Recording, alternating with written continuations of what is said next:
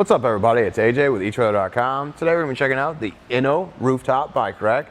Now this is going to be for when you have to remove the wheel from your bike. So fork mounted bike rack is what this is. So it's going to work with quick release and through axle bikes. Let's check it out. Now I said this is a roof mounted bike rack, so you're going to need a roof rack to attach it to. So if you have a vehicle like this, maybe the hitch options are very limited. There's only one class 1 hitch available for this, and that can't carry a whole lot. So maybe you don't even want a hitch on the back, you just want to use your roof. Well, this is going to be great for that. Just make sure you get that roof rack to attach it to. It goes with these bands, simply go around the roof rack, and that's how it attaches. It's on there really tight. It's not going anywhere. I can shake the whole car back and forth, so I don't have to worry about it moving back and forth. And then just to show you the bike too, with the wheel removed, it holds it by the forks up here, and I can shake the back just a little bit, but I'm also shaking the whole car. So that's not a whole lot of movement with that bike. So if that was something you were thinking about, like how does it go on the roof, you're worried about driving down the road, it actually stays up there pretty nicely. One of the nice things they have is, since every bike is a little bit different, Inno went ahead and included a bunch of different adapters here for the different bikes that can be used with it. So right now we have the 9mm adapter installed, and we're using that with our quick release today on this mountain bike. Some other options that it comes with are going to be the 12mm, the 15mm boost through axle, and then a 20mm. So just make sure you pick the right adapter for your bike. Looking at the back side of the bike rack here, this cradle is actually going to slide back and forth along here. That's going to allow it to accommodate different wheelbases. It can accommodate wheelbases up to 51 inches. Now the cradle itself can accept tires width up to 2.8 inches. Right now we have a 2.1 inch mountain bike tire in there, so you can kind of see how that cradle goes right around there, and even's got the space there in the middle for a smaller road tire. The whole bike rack has a weight capacity of 50 pounds, so that's actually kind of impressive for a rooftop bike rack. Another one that comes to mind is the Rocky Mounts switch hitter, and that one has a weight capacity of about 35 pounds, so that's considerably less. So like I said, that makes this one stand out a whole bunch more because of its weight capacity. Another nice feature that this one has is it's got a lock built in here at the top. So you do that, open up just to show you what I'm talking about. So not only does it lock your bike to the rack, but with this closed and locked, it covers up all the mechanisms on the inside. So then it's locking your bike rack to the bars too, so people can't mess with this now once it's all locked up. It's a nice feature. Bringing up the switch hitter again, that one includes a cable lock, but it doesn't have the lock cords to lock it up. So it's nice that this one out of the box, you can lock not only the bike, but the rack to your roof rack. Something else that stands out to me is this guard here. It goes around the quick release skewer, so I can't even pop this open with that on there. So you can't open enough to actually do this to remove the bike. So it's just another theft deterrent that's built into it that I really like. I mean, I'm sure somebody could mess with this enough to get it that way, but just that slight inconvenience would be like, all right, I'm moving on to somebody that doesn't have something like this with all the security features.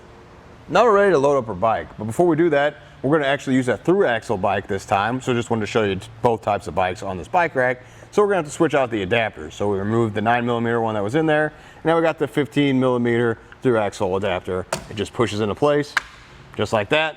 It's snapped in there, and now you're ready to add the bike. Just some things to keep in mind when you are doing a rooftop bike. You're already reaching up and out over here to put the bike in there, so might as well make sure this is open, ready to go. We have this part moved up as well. This is the guards for the quick release, if you remember earlier. So now this is out of the way. Then we come to the back side, we've undone the strap, so this is ready to add that bike on top there.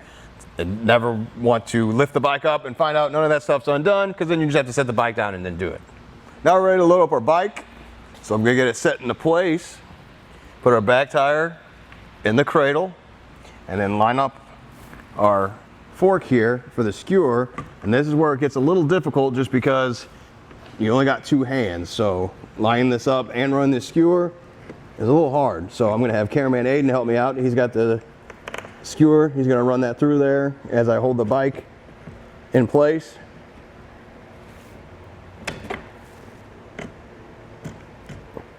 It's a little bit easier with a quick release because you can rest the forks on there and use your hands to actually run that through there. But this one kind of takes 2 people to, one, hold the bike in place, and then one, push that skewer in there just like that. Then we come back with a tool and tighten it down. Got a hex head. That's gonna bring that skewer in and hold the bike steady. With it tightened down like that, you say this is no longer loose or moving, so I can let go of it and strap down the back tire. You're gonna pull down on that strap, you can hear it ratchet.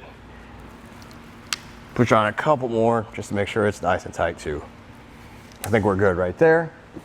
So now the bike is installed. We'll just come back up front and put down our guard there and then add the cover.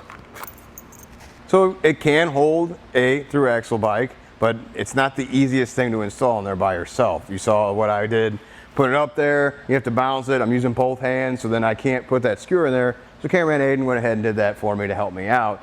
I don't think that's the best way to do it. Now the quick release was way easier, but there's another bike rack by Thule called the Top Ride. That's the same roof mounted bike rack, except you install adapter on your Forkshire bike down here before you even lift it up there. So then this tube goes in the middle.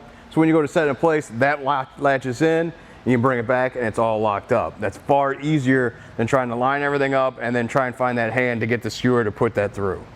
Overall, I do like this style of bike rack. This fork mount is an easier way to get that bike up there and set into place compared to the wheel mounted ones. It's going to add that extra height to the top of your vehicle and be kind of a challenge when you go to set in place. I like this style, this Inno, the fork mount. I could put my hand here. I didn't have to worry about the tire being in the way or get my hands in the spokes while I'm trying to lift this up and sit on the roof. So I think it beats out the wheel mounts that way. The fork mount quick release on this Inno works really well if you have a quick release bike. You can set that into place, get it tightened down, and get this secured before you even come back here to the strap. Now, if you have a thru-axle bike, I wouldn't go with the Inno one on this one. I was not impressed with the skewer they had to put through there while you're holding the bike. When you realize you got like this, you don't have a third hand, you can't do that. You needed help with somebody putting that skewer through there and tighten it down for you just to stabilize the front, so then you can use your hands to get the rest of it done. I would go with the Thule Top Ride on that one like we talked about. Just got that adapter you install here on the floor, then you just sled it and click it into place.